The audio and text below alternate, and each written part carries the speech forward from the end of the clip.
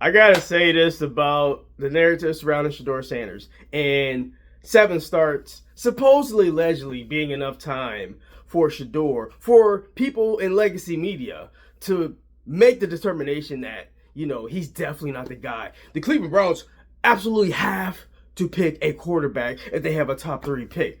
Let me throw out a couple names for you, and I'll let you know how many starts they had. Zach Wilson, I believe he was picked 2nd overall in the 2021 draft, if I'm correct. He got 32 starts in the NFL. 32. 32 starts. Mitchell Trubisky, you know what? You want to know how many starts Mitchell Trubisky got? He got 50. He got over 50 starts. 50. Now he's a backup in the NFL. There are so many mediocre white quarterbacks who have failed up in the NFL, who are giving multiple chances to prove, and they just were not it. Shedeur has shown more in 5 starts than Zach Wilson ever showed in any of his 32 starts, more than Mitchell Trubisky has showed in any of his 32 starts, and I'm just going to go out on a limb. I didn't look up all of their stats for their games, but I suffice to say, Mitchell Trubisky did not throw for 364 yards in any of his 50-plus starts. Zach Wilson, I'm damn sure Zach Wilson didn't throw for 364 in none of his 32 starts. Kenny Pickett, how many stars did Kenny Pickett get with the Pittsburgh Steelers? So I don't buy into this narrative, oh, he's a 5th-round pick, he's not going to get the leash that everybody got. In the NFL, they knew that. That's why people have been saying that there's some real collusion going on in the NFL, because they know if Shedeur was a 3rd-round pick or a 2nd-round pick, the leash would be longer, but it just gave plausible deniability because he's a 5th-round pick. Well, he's a 5th-round pick. After 7 starts, we're going to make the determination that he's for sure not the guy. Just the nastiest of work. But, man, I just lay it out for y'all. Zach Wilson, trash. Trash. All of these mediocre white quarterbacks. All right, I just got to call it out. It's a lot of mediocre white quarterbacks in the NFL that keep getting opportunities that were picked high. Now, there's some mediocre black quarterbacks, too. That's fine. Jamarcus Russell, we all know that. We all know he's the biggest draft bust of all time. But I'm just keeping it, like, within the past 5 years. Because this narrative cannot be, we for sure know Shedeur, he can't play football in 5 starts. Now, has the 5 stars looked good for Shedeur? It's been some good. It's been some bad. If we want to be honest about it, I mean, if you want to really be honest about it, Shedeur had 1 great game against the Tennessee Titans. I've heard people try to downplay that game, while at the same time kind of giving a pass to Jackson Dart throwing for 33 yards. Like, bro, he threw for 33 yards. Let's talk about that. I'm just saying, man, you can't just like gloss over 33 yards when somebody threw for 364. And I seen the discourse online. People are like, well, I mean, he's had other games where he played better. He played well. We're talking about the 33-yard game because I know a lot of people, they like to stick home the point. Oh, Shedeur had 3 interceptions. Shedeur had a 3-interception game. What about his 3-interception game? He's definitely not the quarterback. Ooh, that's unlegendary. But when Jackson Dart has a 33-yard game, he had 2 yards in the first half. I don't really see people going hard at Jackson Dart. You know why? He got the halo effect. There's some real nastiness inside of legacy media where they give more grace to quarterbacks they like. And the quarterbacks that legacy media they tend to like, they tend to be, more often than not, they tend to be white. Now, why is that? They tend to be white because the people who write for most of the legacy media, all of these sites, The Athletic, big sites like that, ESPN, typically the people who write for those organizations, they're usually white guys. So they're going to have a white guy perspective. It just is what it is. Like, y'all can be like, oh, that's racist for pointing that out. It's not racist for pointing it out if it's true. Stop saying stuff is racist. And it's factual. It's factual that most people that write in legacy media are white. So they're going to have a white slant and they're going to have a white bias.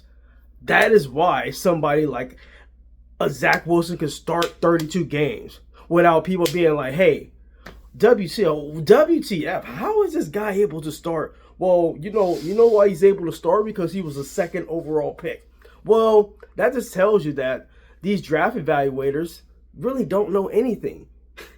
Brock Purdy was picked in the 7th round. I just saw Brock Purdy throw for 5 touchdowns because he's in a system. He's with a team that believes in him. He has a coach that believes in him. John Lynch believes in him. And I do believe with the Cleveland Browns, Andrew Berry does believe in Shedeur Sanders. That's why I think he's going to stay. Okay? I think Andrew Berry is going to stay. Jimmy Haslam is going to keep him. And he's going to entrust Andrew Berry to select a new coach that can work with Shedeur Sanders. If I'm the Cleveland Browns, I want to stick with continuity. I don't want Kevin Stefanski here because I feel like he's lost the locker room and his voice has not been resonating with the team. So I want to keep continuity, but I want a new voice. If I'm the Cleveland Browns, Tommy Rees has been working with Shedeur Sanders the entire time. I like that continuity. I would promote Tommy Rees. I would fire Kevin Stefanski, and I'll keep Jim Schwartz. I will keep everything as close to the vest as we already have, but take out the problem I feel with the Cleveland Browns. The main problem with the Cleveland Browns right now is coaching. And I think Tommy Rees is going to be a good head coach. I think he is in a subservient role right now. I really think he's not really calling the plays for the Browns right now. He said it in the press conference. He was asked a question and said, I make all the decisions. So what is it, Kevin? Does Tommy Rees actually have play calling duties, or are you still having play calling duties? Because if you stop play calling duties, it's a fireable offense. I mean, the offense looks okay. It's all right. I'm just saying. All right, let's get back to what I started this video with.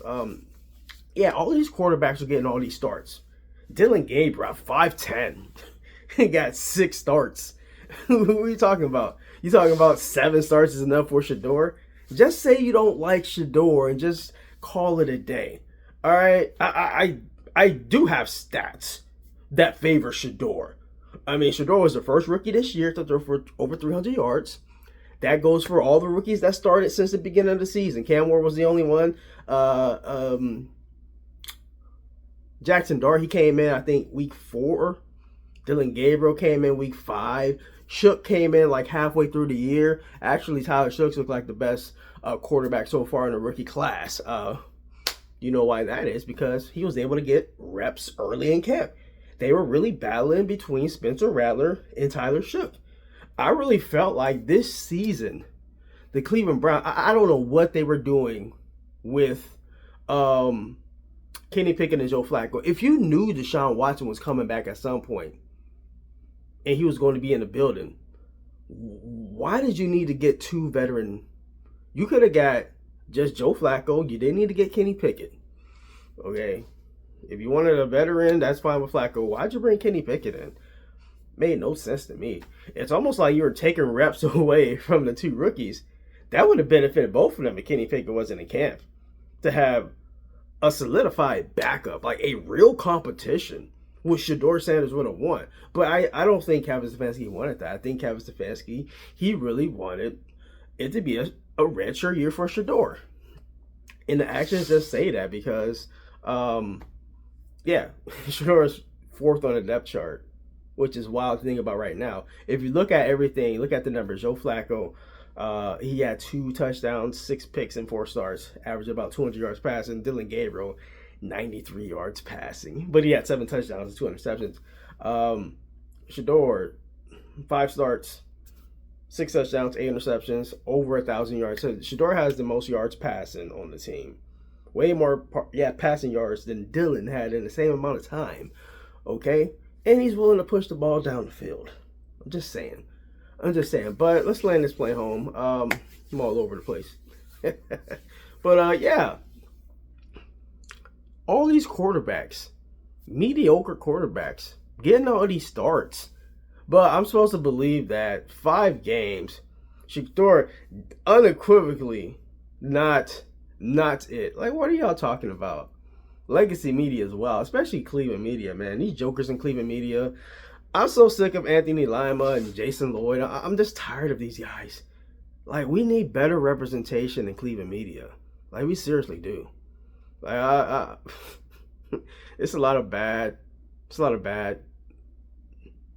It's a lot of bad in Cleveland media, man. It's depressing that they are the people that get the biggest microphones. And me, I should be getting more shine. But hey, man, I got to put in my time on YouTube, and then people will be looking at me like, hey, man, what's KSK? What's his opinion on this? He's measured, he's level, he's smarter than these guys. Definitely smarter than these guys in legacy media. I'm sorry, man, I am. These guys are like idiots. Like, seriously. Like, room temperature IQ idiots. But that's all I have. Like and subscribe to KSK Sports. Rolling out. Peace.